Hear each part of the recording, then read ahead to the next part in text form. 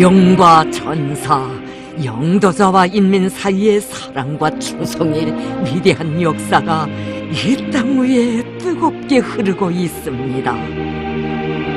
뜻깊은 조선노동당 제7차 대회의 높은 연단에서 우리 원수님 한 사람 한 사람 그 이름 불러주시며 영생의 언덕 위에 내세워주신 우리 당의 혁명 전우들, 우리 이제 그들의 값높은 생이 어디에 그 뿌리를 두고 있으며 오늘도 영생하는 그 삶이 무엇으로 하여 빛나고 있는가를 세상에 전하려고 합니다.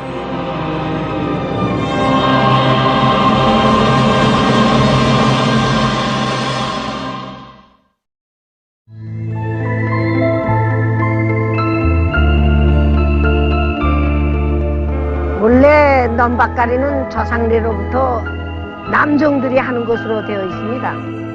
그러나 전쟁은 우리 농촌 처녀들과 요인들을 보자비꾼으로 만들어 줬습니다. 오빠들과 남편들은 다 전선에 나가고 우리 여자들밖에 없었기 때문에 신랑을 보내줄 사람은 오직 우리들밖에 없었다고 생각했기 때문에 적기의 맹폭벽 속에서도 보탑을 굳게 잡고 싸웠습니다.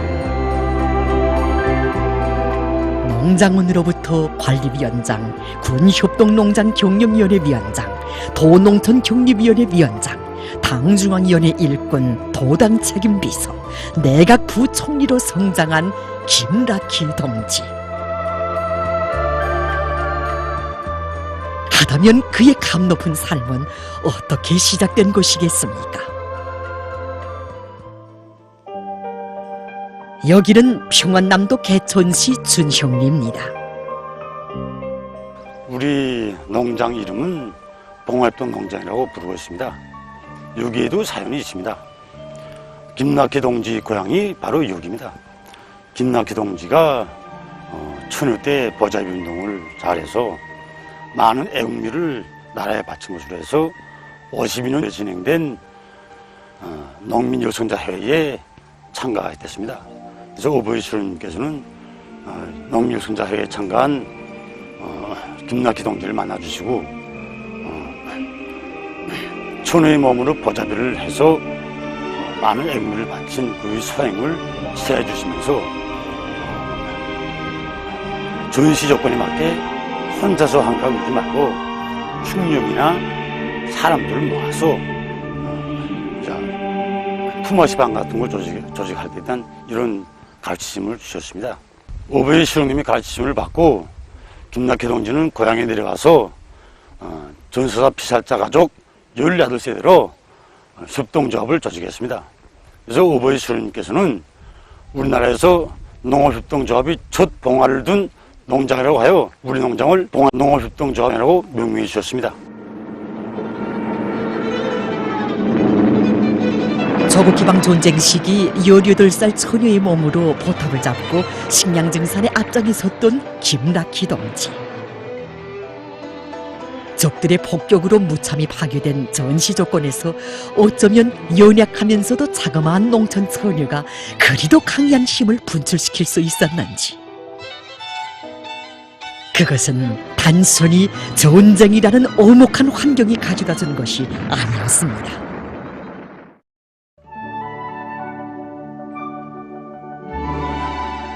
예로부터 이 고장은 물이 없어 피농사밖에 지을 수 없었던 탓에 피약거리라 불리던 곳이었습니다. 그러던 이 고장 농민들은 해방 후 토지개혁의 혜택으로 난생 처음 자기 땅을 분여받게 되었고 또 첫해 농사를 지은 기쁨을 안고 수령님의 운동에 보답하기 위하여 애국미를 나라에 바치려고 하였습니다. 하지만 피농사밖에 지을 수 없었기 때문에 피밖에 바칠 것이 없었습니다. 당시 라키 동지 아버지를 비롯한 여러 농민들이 어떻게 나라에 피를 바치겠는가 하면서 농사지은 피를 가지고 자그마한 양의 벼를 바꿔서 나라에 바쳤답니다. 그것이 마음이 걸려 이 고장 농민들은 자체로 관계공사를 시작하자고 글귀하였으며 총총강물을 끌어올려 피약골을 적실 관계공사를 시작하였던 것입니다.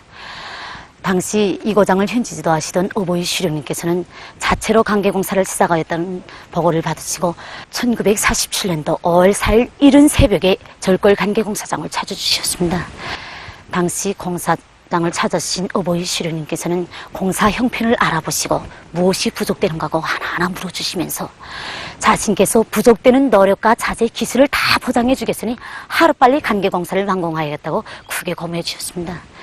이 자리가 바로 당시 농민들의 점심 밥보자기가 걸려있던 뽕나무인데 어보이 시령님께서는 뽕나무 가지에 걸려있던 농민들의 점심 밥보자기를 친히 풀어보셨습니다. 풀어보니까 실제 피범복이라는 게 피란 게 수수보다도 더 먹기 힘든 작물이니까 망에 탁에서 가루낸 걸 벗어가지고 뭉굴에서 이렇게 겨우 익힌 작물 덩어리였습니다. 시령님께서 그걸 풀어보시고 너무도 가슴이 아프셔서 앞으로 관계공사가 완공되면 여러분의 점심밥이 모두 이 밥으로 될 것이라고, 여러분이 이 밥에 고깃국을 먹을 때 자신께서 꼭 다시 찾아오시겠다고 약속하시고 떠나셨습니다. 그 은덕에 보답하려는 일념으로 열심히 일한 여기 피앗골의 애국 농민들 속에는 김락희 동지의 가족도 있었습니다.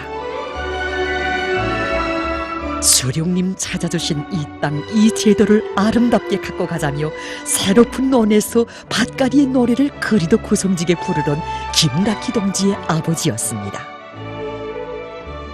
주인된 새 땅엔 기쁨도 넘실넘실, 새로운 논에는 봄물결 출렁출렁. 아, 장군님 주신 땅, 에루하 데루하 한친들 묵이랴 밭가리 가세. 그러나 나라를 빼앗기면 이 모든 행복을 다 잃게 된다는 것을 그들은 전쟁 3년간에 피로써 새겨안았습니다. 우리 시어머니가 치안대에서 고문을 받고 풀려 나와서 집으로 가는 길에 이렇게 자동차에다가 무슨 시체 같은 걸 끌고서 오더라니, 이거 누군가 하고 보니까 네 원장 김감룡이래 돼서 이거 얼마나 고문을 받았는지 정말 누군지도 모르겠고 사람도 형체기가 없었습니다. 네 원장 김감룡이가 내가 떳떳이 그 지절을 지키고 놈들 앞에 굴복하지 않고 죽는데, 그저 이렇게 죽는 걸 가족들에게 알게 해달라고 이 얘기를 했습니다. 그런데 우리 시어머니가 또다시 정신이 나가서 5% 됐다가 보니까 이렇게 다 잡아맨 세로에서 그저 각을 떠가지고서는 산포 수로뚝에다가 보냈다고. 그게 바로 김락희 언니의 아버지였습니다. 그것도 모자라 놈들은 2살 난 김락희 동지의 남동생을 총창으로 찔러 죽였습니다. 당시 소년빨치산 대원이었던 김락희 동지는 그 소식을 듣고 깊은 밤에 놈들의 고문으로 운신 못하는 어머니를 등에 업고 아버지가 최후를 마친 수로뚝으로 달려갔습니다. 여기저기 널려있는 아버지의 시신 앞에서 그는 울지 않았습니다. 장군님이 계시고 우리 군대가 있는 한 네 놈들은 징벌을 면치 못한다. 우리 공화국은 반드시 이길 것이다. 그날부터 그는 전선을 적극 원호하는 길만이 아버지와 동생의 원수를 갚는 길이라는 것을 사교안고 전시식량 생산에 자기의 모든 것을 다할 것을 맹세다지었습니다. 폭격이 심하면 밤부터 새벽까지 밭갈이를 하며 한 치의 땅도 묵이지 않았습니다. 모든 것을 전쟁의 승리를 위하여. 위대한 수령님께서는 이런 김락희 동지를 여성 보잡이 운동의 선구자로 내세워주시고, 이런 농무들이 있기에 우리는 전쟁에서 승리할 수 있었으며 우리 당이 위력하다고 높이 평가해 주셨습니다. 걸음걸음 이끌어주시는 어버이 수령님의 손길 아래 김락희 동지는 노력영웅으로 최고인민회의 대의원으로 성장하게 됐습니다. 1988년 3월 어느 날 평양에서는 위대한 수령님의 지도 밑에 일꾼들의 협의회가 진행되고 있었습니다. 협의회에서는 모든 것이 긴장한 조건에서도 어떻게 하나 그해 영농 공정을 두 팀 없이 밀고 나갈 때 대한 문제가 중요하게 논의됐습니다. 그날 회의에서 위대한 수령님께서는 일부 일꾼들이 긴장한 전력 문제를 빗대고 영농 공정을 제대로 밀고 나가지 못하고 있는 것을 알게 되셨습니다. 한동안 아무 말씀이 없으시던 수령님께서는 김낙희 동지에게 그 전에 관리위원장을 할 때 전기로 물을 퍼서 냉상모를 키웠는가고 물으시었습니다. 그때 그는 수령님, 지금 저희들이 너무 호강하다 보니 물찌개를 칠 생각을 못했습니다. 물을 찌개로 길어서라도 모를 키우겠으니 너무 걱정하지 마십시오라고 말씀드렸습니다. 이 대답을 들으신 수령님께서는 지금 전우의 그 정신 그 기백은 어디에 가고 호강할 생각만 하는가고 동무들은 전우에 발휘한 그 투쟁 정신 그 일본새로 당면한 영농과업을 수행해 나가야 한다고 간곡히 교시하셨습니다. 그날 회의가 끝난 후 어버이 수령님께서는 곡창지대로 소문난 평원남도의 농업을 처녀 보잡이 출신인 김낙희 동무에게 맡기면 누구보다 이를 이약하게 잘할 수 있을 것이라시며 산간지대 도농촌경리위원회 위원장, 당중앙위원회 일꾼, 분계연선지대의 농업지도 일꾼이 중임을 여기면 그를 평원남도 농촌경리위원회 위원장으로 내세워 주셨습니다. 위대한 생애의 마지막 시기였던 1994년 6월 19일 온천군 금당협동농장을 찾으신 어버이 수령님께서는 밭관수를 잘하여 알곡서출을 높여야 한다고 하시면서 당시 평안남도 농촌경리위원회 위원장으로 일하고 있던 김낙희 동지에게 당면한 농사일에서 애로되는 것이 무엇인가고 물으시었습니다. 비료 문제가 걸려 있었지만 그는 애로되는 것이 없다고 진걸음을 많이 내서 기어이 풍작을 이룩하겠다고 말씀 올렸습니다. 하지만 자식의 눈빛만 보고도 그 마음을 헤아리는 다심한 친어버이의 심정으로 어버이 수령님께서는 금당리를 떠나신 후 한 일꾼에게 낙희 동무에게 절실히 필요한 것이 필요이겠는데 나에게 걱정을 끼치지 않기 위해 아무 말도 하지 않은 것 같다고, 아무리 나라 사정이 어렵다고 해도 그에게 비료를 보내주자고 하시었습니다. 그런데 이것이 우리 수령님의 마지막 유훈으로 될 줄 어찌 알았겠습니까? 그 후 위대한 장군님께서 보내주신 비료가 도착하던 날 김낙희 동지는 비료 더미를 부둥켜 안고 우리 장군님께서만은 험한 논두렁길을 걷지 않으시게 농사꾼의 본분을 다해가리라 맹세를 다지고 또 다졌습니다. 저는 전 황해남도 도당위원장 김낙희 동지가 사업하는 기간 함께 운전수로서 일해왔습니다.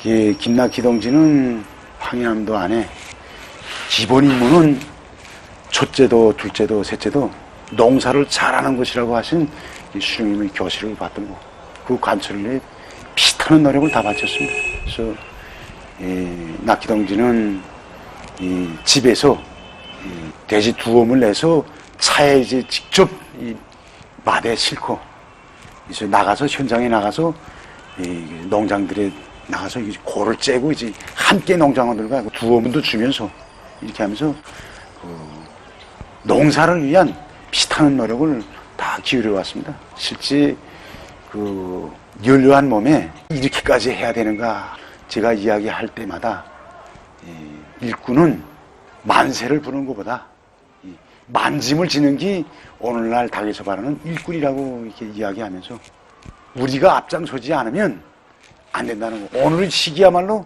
우리 일꾼들이 앞장서 나가야 할 가장 중요한 이런 시기라는 거. 일꾼들이 몫을 할 때 대중이 따라서고 나라가 부흥해지고 농사가 이제 잘 된다는 거. 이렇게 늘상 이렇게 말하고 있습니다. 위대한 장군님께서는 당의 농업정책을 받들어 애써 일하는 김라키 동지를 두고 그는 수령님께서 내세워 주신 여성 일꾼의 한 사람인데 변함없이 당을 받들어 일을 잘하고 있다고, 그는 진짜 백의 혁명가이며 검열된 일꾼이라고 하시면서 지난 조국해방전쟁 시기 처녀보자비로 소문났던 그는 우리 시대 여성혁명가의 전형이라고 높이 세워주셨습니다. 김라키 동지는 80 나이를 눈앞에 두고 있던 2010년 6월 내각 부총리의 중임을 맡게 됐습니다. 그때 위대한 장군님께서는 김라키 동지를 몸 가까이 부르시고 처녀보자비가 부총리가 되었다고, 앞으로 일을 더 잘하라고 하시며 몸소 축배잔까지 찌어주셨습니다. 제가 30년 남아 어머니를 모시고 있으면서 잊혀지지 않는 이야기가 있습니다. 그때 우리 어머니가 부총리 하시던 때인데 심근경색이 갑자기 발작했습니다. 지금 병원에서는 어머니 모셔가겠다고, 지금 어머니 데려가겠다고 지금 기다리고 있는데 우리 어머니는 비료 수송 때문에 여기저기 전화하시는 것이었습니다. 난 그때 정말 안타까웠습니다. 어머니 빨리 병원에 가셔야 합니다. 빨리 치료받고 다시 나와서 일할 수도 있지 않습니까? 그때 우리 어머니는 라키는 살아도 수령님과 장군님을 위해서 살아야 한다고 하면서 지금 장군님께서 농사 문제 때문에, 인민들 먹는 문제 때문에 그토록 가슴 아파하시고 그러는데 내가 어떻게 병원에 편안히 가서 누워 있겠나, 이렇게 이야기하면서 어머니는 내가 죽어서 거름이 돼서 이 땅에 곡식 한 폭이 살찔 수 있다면 난 서슴없이 그 길을 택하겠다, 이렇게 이야기하시는 것이었습니다. 전하의 그날로부터 오직 당을 따라 사회주의 전야를 지키며 감 높은 삶을 빛내인 김라키 동지. 그의 생은 단순한 신령꾼의 삶이 아니었습니다.